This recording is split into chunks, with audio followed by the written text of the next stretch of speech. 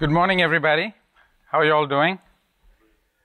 Thank you very much for spending the morning with us. We are delighted and honored to be recipients of the UPS George D. Smith Prize.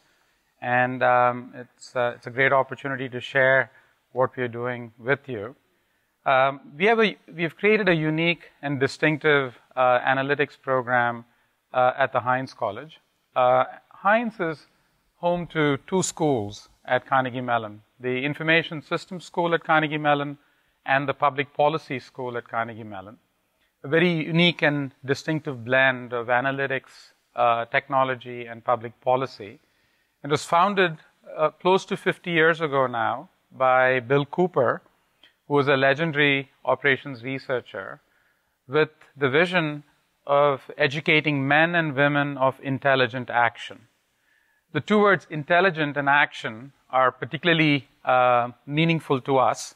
By intelligent, we take it to mean that we want our students, upon completion of the program, to be capable of conducting data-driven analysis and be able to be capable of engaging in data-driven decision-making. But we want them to do more than just analytics and analysis. We want to have them engage in the real world, and that's where the action part comes in. And it's about being able to engage and engender change through analytic-based interventions. And I'd like to begin by giving you three brief examples of work that our students have done. But rather than have me tell you that, I'd like to have our partners, our clients, tell you what our students have done.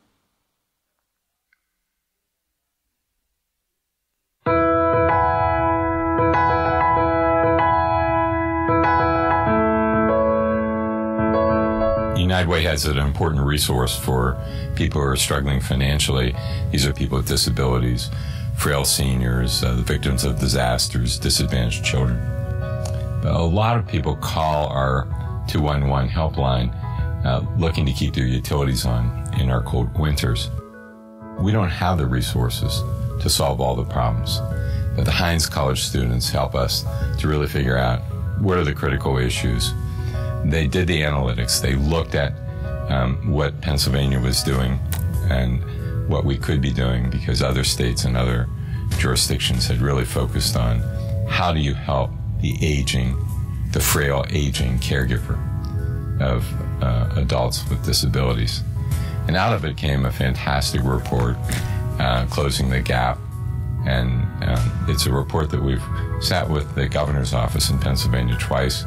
And we're actually getting proposals from the governor to the legislature to help these families, all because we had the data, we had the analytics, and we had the really strong analysis of what others were doing that we could do better. We're very grateful to Heinz College students because this helps real people in real time who are having terrible, real situations.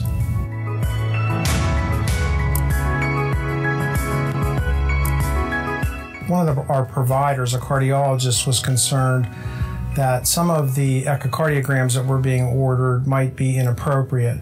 So using data analytics in the students from the Heinz College, we were able to analyze data on a relatively large subset of patients to understand that potentially some of these tests could be inappropriate. We did find out through the use of the analytic tools that they used that some of the testing was inappropriate. So where this becomes important is if we are able to eliminate some of the inappropriate testing, we are then able to provide better access to patients because we don't waste tests on patients that don't actually need the testing done. So this was an important project for us and for the students because it accomplished several goals. We were able to work with the students and understand what their analytic capabilities were and use those analytic capabilities to actually provide a healthcare solution that can improve the access to care for veterans at the VA Pittsburgh healthcare system. The students were also able to apply machine learning and data mining to this project. Their students are very engaged, intelligent, driven, and motivated. They possess top-notch analytical skills that they get at the university. Nationally, inappropriate testing may impact thousands of veterans in their access to care. So a project like this can have extremely high importance across a healthcare system as large as the VA. This project also has great capabilities because the approach that they took in using analytics to understand how to solve a problem related to inappropriate testing could be applied to other types of testing in the healthcare arena. We also have some interesting work planned to develop some data mining tools to help clinicians research and understand how to better treat their patients. The interesting part of that work will be building relations between structured and unstructured data to help clinicians manage large populations of patients.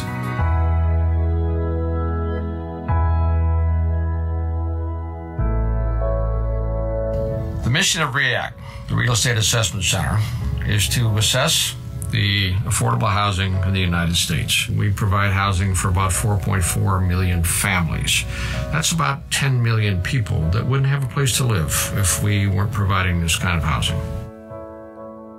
Let me talk about a particular project that we are working on now with our current Heinz college student who is doing a tremendous job for us. We have a physical inspection standard called Uniform Physical Condition Standards, and we use that across the country. We have collected inspections on, as I said, 6 million units times 20 years of data. That's a lot of data. And what we use in this metadata is a lot of analytical tools. And we can really look at the condition of the property, assess risk, and be able to assist those families most in need. Our current student, Megan, is spending an awful lot of time organizing all of our data so that we can truly start seeing trends, looking at the clusters of data to ascertain that we have the type of prediction qualities that we want and be able to do risk management in a much more effective way. The Carnegie Mellon effort and working specifically with analytics and the data that they have provided to us and the different ways of using this data has been very, very important in our quest to make sure that we're effective federal regulators. The project that we are working on has the potential to save millions of taxpayers' dollars. The biggest savings is not that of the dollars being given back to Treasury. More importantly, it's that every dollar is being spent to provide affordable housing in the way that we, the American people, expect to see it provided.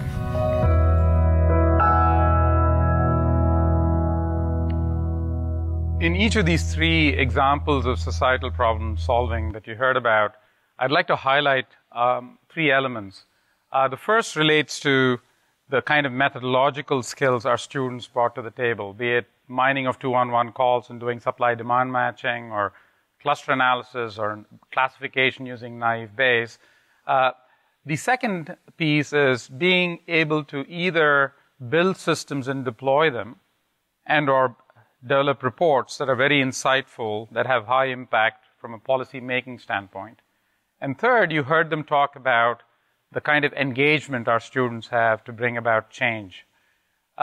What kind of curriculum might be required to actually prepare our students to be able to engage in these kinds of projects? What I'd like to do now is to take you through the curriculum to tell you a little bit about what we do by way of our educational programs. We have about 500 students a year that graduate from the Heinz College from both the schools, the Public Policy School and the Information System School. And every student at the Heinz College, bar none, gets this education where they get a foundation where in analytics, where everybody gets a course in stochastic optimization and deterministic optimization, a course in economics, and a course in statistics. This lays the analytic foundation for everybody.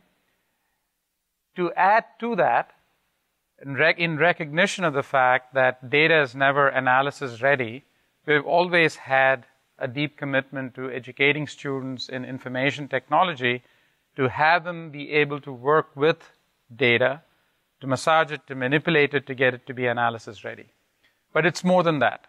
Today we have data of multiple types, from non-numeric data. You have text data, you have image data. For instance, you heard the VA talk about unstructured data. So being able to manage these different data types and to do it in non-relational, NoSQL kind of formats being able to deal with the demands of new kinds of analytics, streaming analytics, not just batch analytics off of enterprise systems. This capacity to bring together analytics and technology is what the second layer is really designed to do. But neither of these two layers would quite have the impact that we'd like for them to have if not for the third layer, which is about deployment skills. We really believe in the need for students to develop strong speaking skills, writing skills, teamwork skills, the capacity to negotiate and lead change. And this is sort of the foundational core for all of our students. But in recognition of both industry demand and of student interest, we have an advanced analytic track where students in this track have, in addition to what I just told you about as a common core, have a deeper dive where they trade off electives for what they're required to do as part of the core, which is a deeper dive into analytic training, where students will all take courses in econometrics, in coursework like in programming, R for analytics, data mining, machine learning, etc.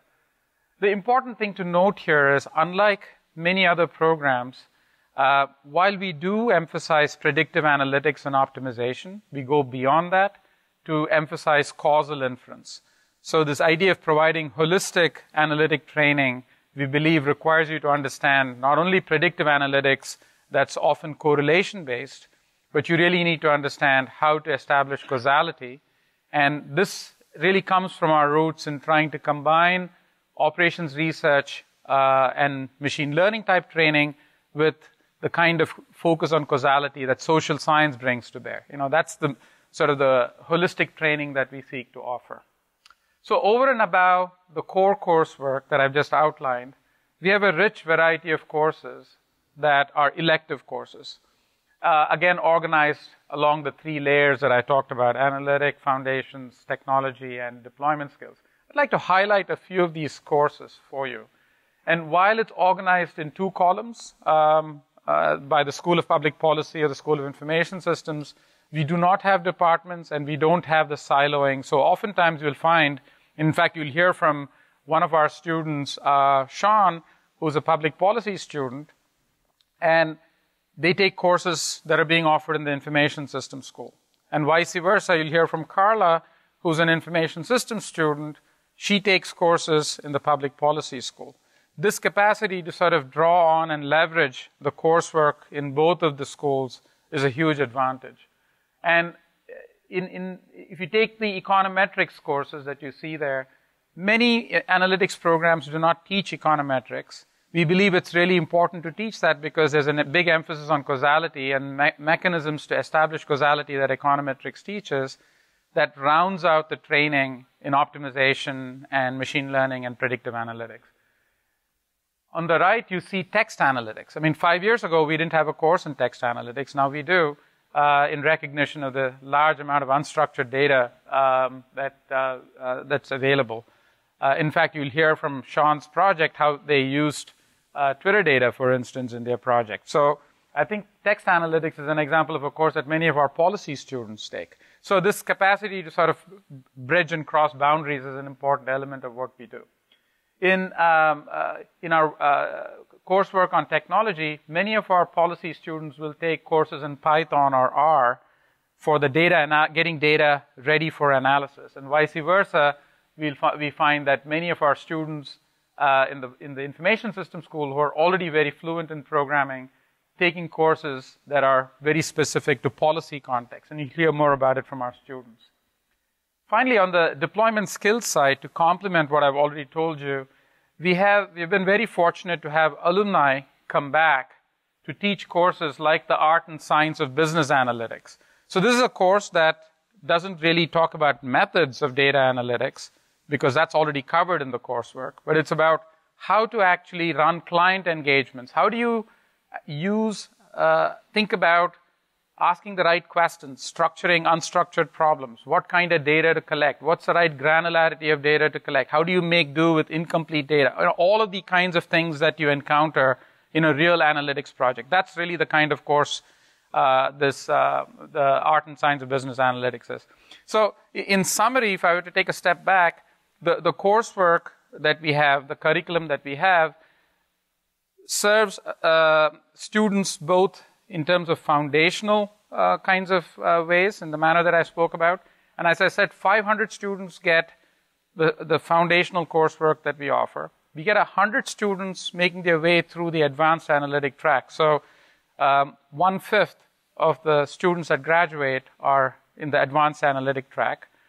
And everybody gets this very rich variety of electives to draw from as well. Now, an important element that I've already sort of hinted at is the need to keep this kind of curriculum current. It's sort of constantly evolving. What are the mechanisms to keep it current and keep it relevant? In some case, we lead industry. In other case, we sort of are listening and responding to what industry needs. So let me tell you a little bit about that. But prior to going there, what I want to talk about is two really important elements that add to our deployment skills. This has to do with what we call our meta-curriculum. And this meta-curriculum focuses on deployment skills. And we work with the Army War College from Carlisle. They come down to, we just had this course actually this past weekend, where they have really unstructured kinds of problems for which there is no right or wrong answer, and have our students broken up into teams of 7 with retired diplomats as mentors, and get students to think about how to problem solve and think analytically and think critically, and to work with decision making under tight time constraints. Carla actually took part in the class, and she can tell you a little bit about her experience. We find that this is a very useful device also in terms of thinking of innovative ways of adding new modalities of courses. I mean, we have the traditional semester-long courses, we have the half-semester-long courses, but this is an intensive mode course where we prep students ahead of the Army War College exercise with a short coursework on how to prepare for this type of class, and then there is a 3-day workshop that the Army War College leads. In addition to that, we also send students to Gettysburg to learn both the history of the battle, but also to understand that the idea of decision-making under incomplete information and the uncertainty is really something that characterizes real-world decision-making and real-world organizations. And so these two elements of the meta-curriculum complement the curriculum that I outlined to you. Now, I should note to my earlier point, which is about how do we keep the curriculum relevant and evolving. We didn't have these two meta-curricular courses 4 years ago. So this is something that we have added in recognition of the need to have these elements. But we have a structured mechanism to think about how to keep the courses relevant and rigorous. The first one is, I've already talked about the fact that alumni come back to teach a class. I mean, this is something that we've built a mechanism where we have alumni coming back even while employed to offer a class. The second aspect of the alumni engagement is to have them be executives in residence. So we right now have an alumnus who had led in the Pittsburgh Public Schools the science and technology magnet for 8 years. And now he's actually spending the year thinking about how to rethink public education in light of all the changes in educational technology and the new capability to gather data and think about analytics from an education standpoint, to think about micro schools, which is a sort of a disruptive innovation in terms of public school education. So having that capacity to host individuals who think innovatively in our kind of environment is another mechanism. A third is to have faculty members take leaves of absence to go spend time in companies and in government. So we've had faculty go spend time at Google, at Facebook, at Microsoft, but we've also had faculty take leaves of absence to serve on the Council of Economic Advisors of the President Obama and prior presidents. We've also had the chief economist of the Federal Trade Commission as a Heinz faculty member, and the current chief technologist of the Federal Trade Commission is a Heinz faculty member. So this capacity to go back and forth means that the faculty get a sense for what's relevant so that when they come back, it gets incorporated into their pedagogy. I think that's this back and forth has been super useful. I'll be talking in a little bit about the number of projects that we engage in with our partners. And given the size of our program, we have a large number of projects. And project activities entail not just the particular project and the feedback we get in the context of a particular project, but we have something called Innovation Day, where we present results of projects for the entire semester, and we invite the community in, we invite our partners in. That becomes a sort of an intense and rapid feedback mechanism. And over and above that, we have, of course, the accreditation-led cycle, which is on a regular cycle of 5 years, that requires you to sort of evaluate learning outcomes and evaluate how relevant your curricula is. And we play in two spaces by virtue of the fact that we are an information school and we are also a public policy school. So there are two different sorts of accreditation cycles that we engage in. So this is sort of the curriculum and how it comes together and how it evolves. But the neat thing is, how does this all sort of work for a student on the ground? How is he or she able to take these coursework that they learn, and how do they apply it? And it's not in the context of just one class or one project. Many of our courses incorporate project activity, from 200-hour projects all the way to 2,000-hour projects. But let me tell you about this by using a real student as an example. So meet Camilla. Camilla is actually a real PhD policy student, public policy student at the Heinz College. And she is interested in analytics. Our median age for our students at the Heinz College is about 24 years old. They come to us after maybe a couple of years of work. Sean here came back to us after spending time in the Peace Corps. And Carla here spent some time at Microsoft. We also have an interesting mix of backgrounds. Oftentimes, the students in the policy school are social scientists and liberal arts backgrounds. The students in the IT school are computer scientists and engineers. So it's a really interesting mix of students in terms of their capacity to learn from one another as well. So Camilla begins her journey at the Heinz College.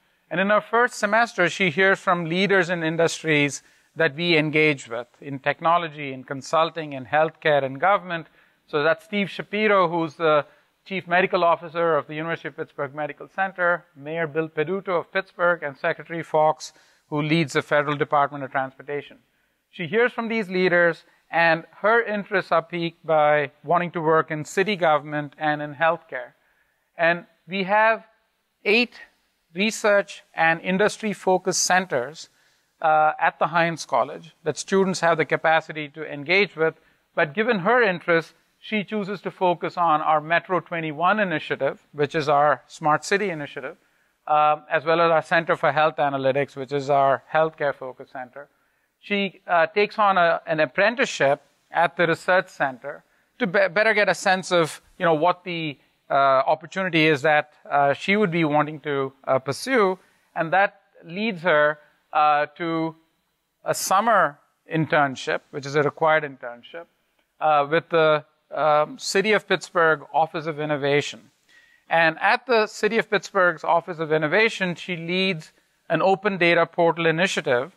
And this is something that actually really happened. And this open data portal initiative has now become a best practice at the state of Pennsylvania. We had Secretary Minnick visiting us recently, and there's an opportunity for us to bring together the state and the city so that they could sort of have an opportunity for sharing of information and best practices. So Camilla's experience with leading an open data portal initiative and understanding all the various issues associated with that then leads her to a course that's an in-class project. This is like, a 200-hour type of project activity that's in a class on social media analytics, which is actually a course offered via the Information Systems School. But the partner that's supporting that project, Kaiser Permanente, is a partner of the Healthcare Center. And she gets to work on this project, and then that leads her to a capstone project activity, which she works on with the University of Pittsburgh Medical Center, which is a 2,000-hour long project, which is usually done 5 students working together as a team like an on-demand consulting team working with an organization. And this project activity focuses on the role of anticoagulant medication in hip and joint replacements, and that's been very impactful because it has to do with readmission rates post hip and joint replacement. So very impactful kind of study. And following this, we have students like Camilla presenting in Industry Innovation Day, which I just mentioned to you, which is where there's a lot of interaction between the community, the clients, and the students, and that leads her to a position. In fact, she's going to be joining PricewaterhouseCoopers, which recently has established a large industry-focused center at Heinz College. Now, this example that I've given you of Camilla, think about taking that and multiplying it 500-fold, because we have 500 students like Camilla, and to provide the match to their varied interests, just these two centers have a large number of partner firms that you see listed here.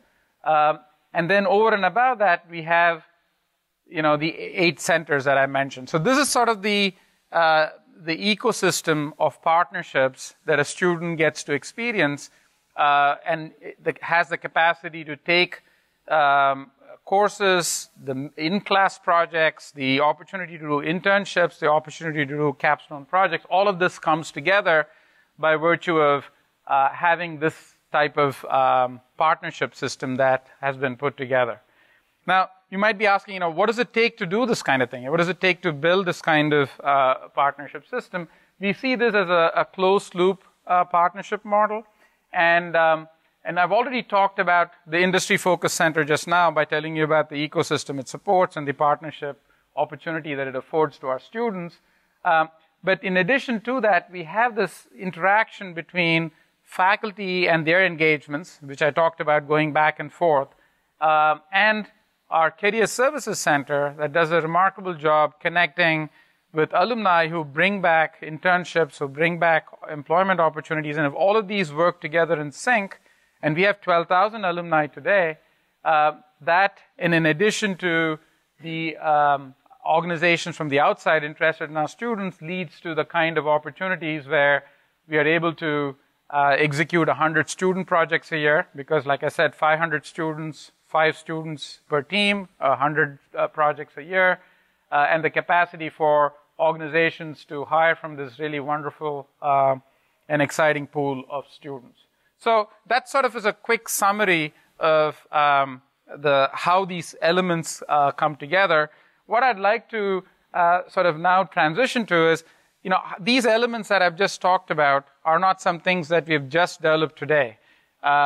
These have been in place for a while, and the scale at which we operate today is higher than certainly the scale at which we operated when we were founded.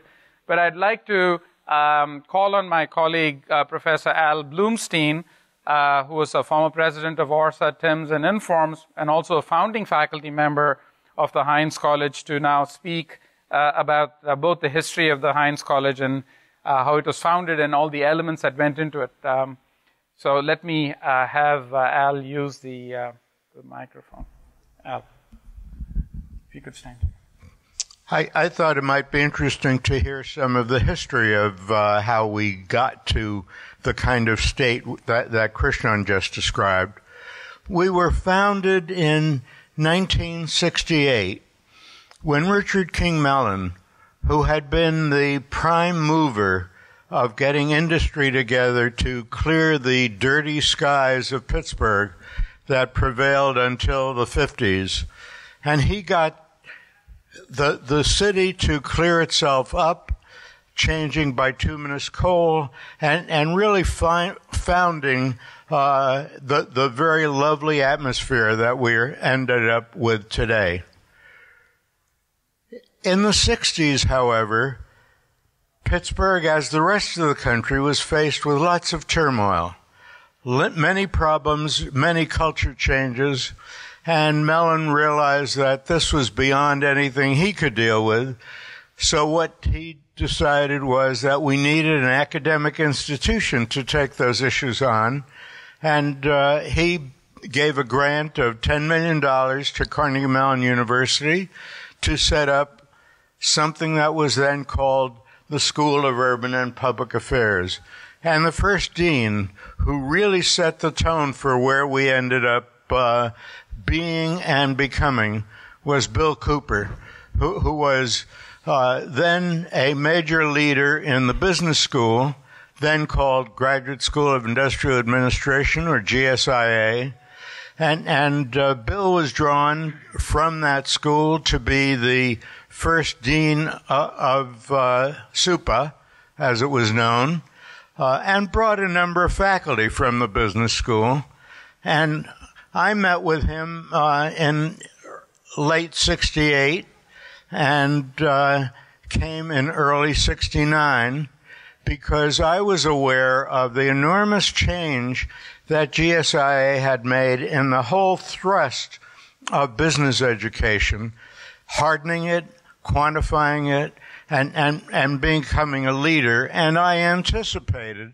I was working at the time at the Institute for Defense Analyses, a think tank in Washington, and here was the opportunity to build on all of that and to make an impact in generating new students to be trained in that whole arena.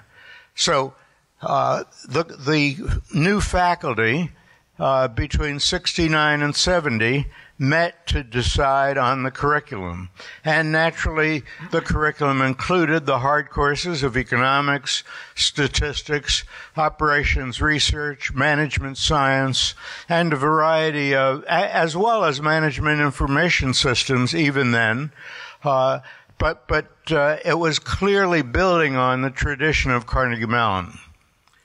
The course I was particularly committed to was a course in systems synthesis. Systems synthesis was a project course where there would be a client on the outside, a system on the outside, data regarding that system, and a need in one way or another to improve the effectiveness of that system. This is an article that was published in 1976, about 4 years after our first class graduated, in Ebony magazine, talking about the troubleshooters that were coming out of then SUPA, but also highlighting the data analysis classes, the analytic, quantitative techniques that they were getting, and the learning by doing, again, part of the deployment that Christian talked about, and part of the and an important part of that was the system synthesis course, where we'd have 6 to 8 students in a project working with a real client, a government agency in many cases, or a corporation in some cases, finding ways to make that system better. It was the course that I've described as the course that the students hate and the alumni love. The students hate because it's so different from the traditional academic classes. There was no answer in the back of the book. There was no structure that they were given. They had to develop the structure. They had to develop means of addressing a particular problem. They had to find what data they could use that would help in it. They would do some analysis, reach conclusions, and make recommendations, all of which were short of definitive results, but had to move from their results to so what. And so what became a major theme of the results of those project courses.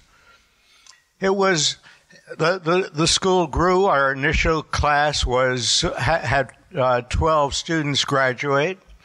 In 1986, I took over as dean and pursued this same thrust of heavily analytic but connected to the outside world, and recruited a bunch of really sharp, brand new PhDs as faculty.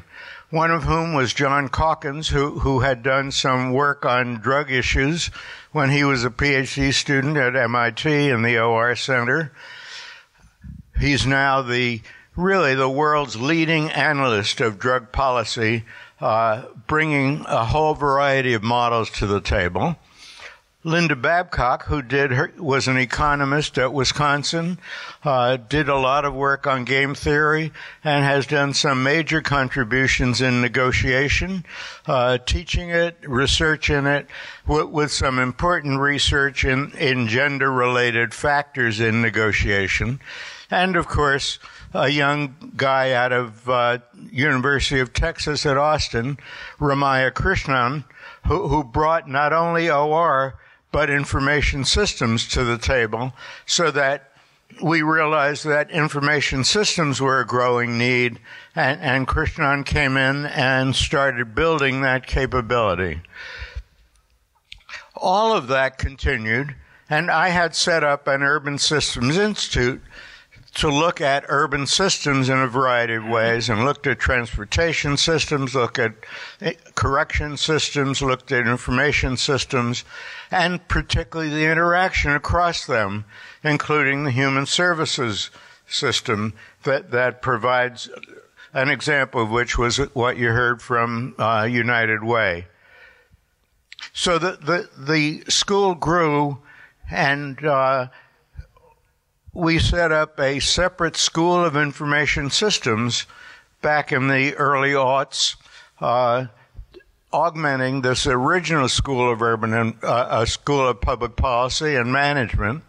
While I was dean, I changed the name from School of Urban and Public Affairs to the H. John Heinz III School of Public Policy and Management, and later on, the School of Information Systems was added, so we had two schools, and there had to be an overseeing body that became the College of Information Systems and Public Policy, and that's the current situation today. We were fortunate that we had in recent years, that we had a client, Bill Peduto. I'll bring it up. Yeah. One more click and you can introduce him. Yeah. We had an excellent mayor coming in a few years ago who was committed to innovation, rationality, and effective management, and he's been an effective client, and we've been working with him. A number of our alumni are now part of his inside team. He has been working with a number of student projects, and all of this has contributed to Pittsburgh being one of 7 cities that is candidate for $40 million from the federal government for smart cities innovation. So the school has really grown to the college and the richness of the various parts of the program. Let me turn it back to Krishnan. A lot of cities have universities and research facilities within their borders, but for the most part, they use it only in the capacity of research. Our partnership with Heinz College goes far beyond that. It's in the practical applications of how we deliver our basic services to our people and how we can do it better. We have entered into an MOU with Heinz College and Carnegie Mellon University. It's a partnership which helps us not simply to be able to deliver our services more efficiently, more effectively, more equitably, but basically to transform the way we deliver services, period. One of the ways that we partner with Heinz College is through a research initiative called Metro 21. Basically, the city becomes an urban lab where we open up our streets, our departments, even our people. This partnership with Heinz College has now expanded beyond the city's borders and is now reaching out through our entire county and region. By partnering with our Port Authority, Heinz College students were able to track underutilized bus stops, places where people weren't using the buses, and then finding areas where there was a capacity and a need, and being able to give to the Port Authority real data in order to make the bus system more efficient for everyone. By working with Heinz College, our Pittsburgh Bureau of Police is able to use machine learning algorithms in order to take scarce resources and make them more effective. In department after department, we can use this same technique in order to be able to do so much more with less. Terrific. You've heard about our curriculum. You've heard about the ways in which we put it together. where students get to engage with the real world. You've heard about the history of the school. I'd like to now call on two current students to come and talk about their experiences. Sean Butler will address us first. He's a public policy and management student in the advanced data analytics track. Sean. Morning. So my name is Sean Butler. I'm a second-year public policy data analytics student at the Heinz College. And as Dean Krishnan mentioned, every student at Heinz, whether your background's in computer science or fine arts, really comes out of this program with a strong foundation in analytics and statistics. But what's really cool is that within that 500 body of students, about 100 of us get to dive a bit deeper through these specialized analytics tracks. So some of the coursework that I've taken on through this track includes applied data science, data mining, data warehousing, data visualization, really introducing me to a variety of statistical concepts as well as the analytical languages that support them. Professor Bloomstein also discussed the system synthesis project. So today I just want to tell you a little bit about the current project that I'm working on with my systems group. So this was a student-initiated project where we proposed to optimize university shuttle systems. Carnegie Mellon University, as well as the University of Pittsburgh next door, are both urban campuses, and many of the students at these universities work pretty late into the night, sometimes not leaving campus until 2 or 3 in the morning. And so these shuttle systems really operate as a safe vehicle home in those late hours for the students.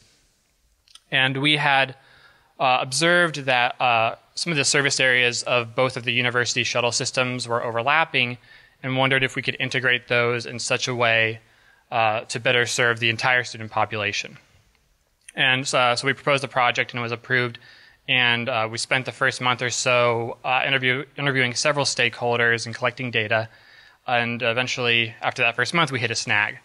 And that's that approximately 84% of the University of Pittsburgh students living off campus and 72% of the Carnegie Mellon students living off campus don't report their student addresses. And so totaling across the two universities, that was like 25,000 student addresses that the registrar was missing. And it's really hard to optimize a problem when you don't even have the data there to support the optimization. So about halfway through our project, we had to completely pivot the project and decided what if we can instead create a data visualization tool to better support evidence-based decision-making of these administrators. And we did this in a few different ways, but for sake of time, I'm just going to talk about one today, and that's using social media data. As you may know, a lot of these social media sites, they'll allow you to tag a location to your posts. And it turned out that several professors and PhD students at Carnegie Mellon had been collecting Twitter data around the Pittsburgh area for a couple of years now. We're able to take this data and subset geotag tweets in such a way that it was comprised of Carnegie Mellon students, faculty, and staff. And then we could map the remaining geotag tweets of that subset in a really kind of user-friendly dashboard where the administrators could explore student movement and living patterns by time of day and day of week. And what this allowed the administrators to do was no longer make their planning decisions based solely off of assumptions, but have some evidence to support them, allowing them to kind of serve those populations of students that may have previously been underserved by their routing systems. And this is really something that there's no way I could have done it 2 years ago. That's kind of the coolest thing about the program at Heinz. It has the ability in terms of analytics of taking you from 0 to 100. I didn't come into the program with a strong quantitative or IT background. My BA was in international relations, which I put into work serving with the Peace Corps in Indonesia for a couple of years. And that was a really great experience for me, the Peace Corps, being able to work with the local communities there and empower some of the population I was working with. But I really realized that there was a ceiling as to how effective I could be without that analytical background. And that's what I came to the Heinz College to attain. And I could have received that analytical training from any of the Heinz programs, but I wanted more, which is why I picked that data analytics track. So for me, the outcomes have been really great. I currently lead recitations as a teaching assistant for applied econometrics. Landed an awesome internship this last summer with PwC, and the job hunt's been really easy because I'm returning to the firm's analytics division this coming fall. So in a matter of 2 years, with Heinz, I went from someone who honestly hadn't opened like a math textbook, probably since senior year of high school, to someone who's now able to empower others through analytics at one of the world's largest consulting firms. And that's what I really think Heinz is all about. It's not just about getting students to think analytically, but to training them to such a degree that they're able to use those analytic skills they have acquired to empower others. Thank you so much, Sean.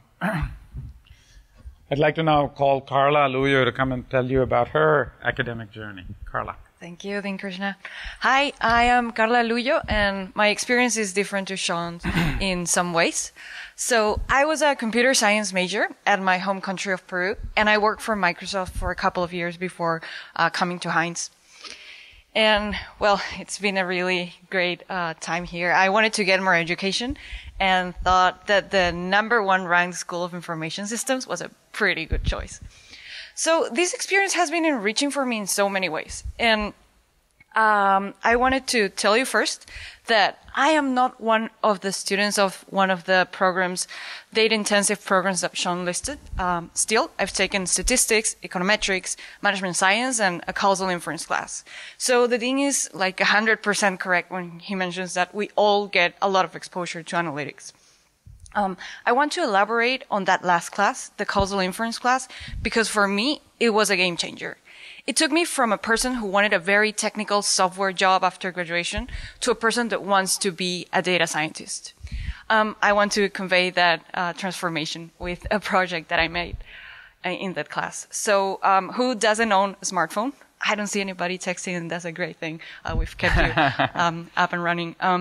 But, well, these amazing devices empower us to do so many things until their battery dies.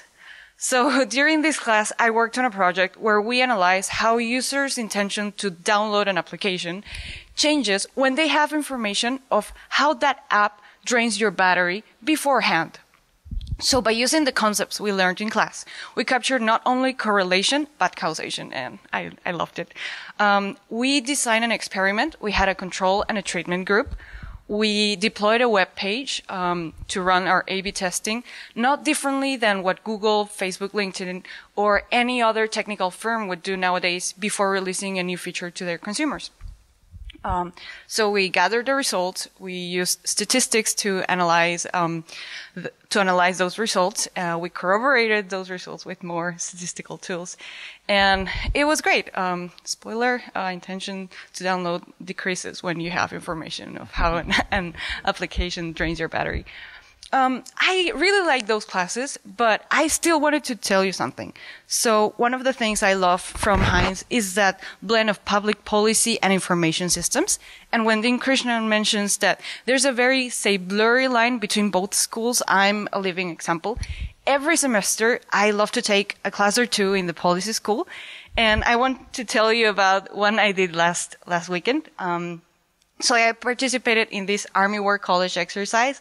I was actually the head of the U.S. delegation. It was a really cool experience. And I had the chance to negotiate with Camila, which you met early. She was a top negotiator. Let me tell you about it. She was from the India delegation. So along with 6 other delegations with Heinz students, we worked through the course of a day and a half in the Kashmir conflict between India and Pakistan and used our critical thinking skills to negotiate our positions. It was an amazing experience, and it helped us a lot to see how information we have beforehand helps us in these kind of processes. So you might wonder, why am I taking these policy classes being an information systems student? Well, I really believe that by exposing myself to different ways of seeing the world, I broaden my perspective. And by that, in the long run, it makes me a better analytics professional. So I really believe, I am convinced that I couldn't have gotten this kind of training anywhere else in the world. So Thank you, Dean Krishnan. Thank you very much, Carla. And actually, why don't you hang on to this? Sure. So you've heard from our students. I'd like to now tell you about how we think about impact. Certainly, having phenomenal students like this go out and be recruited in the market certainly is a huge and a significant way of thinking about what our near-term impact is. We have a large number of firms recruit on campus. They are valued greatly in the marketplace. And in the last year and a half, we've had more than $30 million of external funding in terms of industry centers being located at the Heinz College. But we believe that our impact goes beyond just the near-term impact that come from graduates that immediately leave the Heinz College. We want to prepare them for journeys that will allow them to have impact and success in the domains and sectors of the economy that we seek to make a contribution to. And in the 4 key sectors that we engage with, consulting, technology, healthcare, and government, we've had very successful leaders emerge from the ranks of our alumni. And this is an example, I think, of how the education prepares our alumni to not only attain success, but to sort of navigate careers oftentimes across sectors. They may start in the private sector, move to the public sector and back, or vice versa, but along the way make a significant difference to societal problem solving. In addition to this, you've heard a lot. I mean, Al began by saying right from the very genesis of the program, there were 2 key elements in the DNA of the school. One was the Bill Cooper's vision of intelligence, which is data-driven decision-making and analysis, the other part being action, which is systems projects. What happens to these systems projects? Now, we do a large number of them, as I have indicated, but some of them have actually gone on to have considerable long lives and significant impact. How many of you got here using TSA PreCheck? Right? Good number of you used TSA PreCheck. The genesis of this were 4 capstone systems projects done by Heinz students with the TSA post 9/11. The Access, which is the leading paratransit, it's Uber before its time is the way I want to think about it, because it's shared rides for disabled seniors or disabled individuals so that they're picked up and dropped off wherever they need to go. And this, again, was something that began in 1974-75 as a systems project at the Heinz College. It's now actually deployed worldwide. It's certainly deployed across the country. So these are some examples of impact that have come from student projects that began as capstone exercises, sometimes over multiple years, but then have gone on to establish themselves outside of the Heinz College. I want to conclude by sort of taking a step back and saying that the mix of elements that I've described to you, certainly many of these elements are replicable, and in many of these areas that we have sort of worked with, be it in policy, be it in information, or working with the private sector, the opportunity to have rich educational experiences for our students that combine curriculum plus experiential learning is something that we feel strongly about, and we feel that there's an opportunity to have great impact on society via the mechanisms that we have developed. Let me now turn to some closing remarks. The great thing about Heinz students is they come here with analytical skills. We want government to be data-driven. We want government to be empirically based. And Heinz students just have that marvelous skill of understanding policy, but then also understanding data. Another aspect that really impresses me with Heinz students is that not just can they analyze data, but then they can communicate the findings based on that data. By taking our large data and having it analyzed by Carnegie, Mellon, Heinz faculty and students, we've been able to identify which of the many new drugs that are coming on the market are best for which patients, to personalize the care.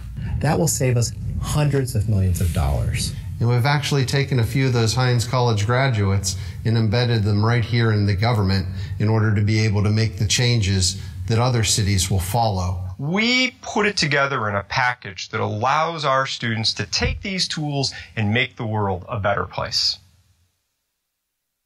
Thank you very much for your attention, and thank you for coming this morning.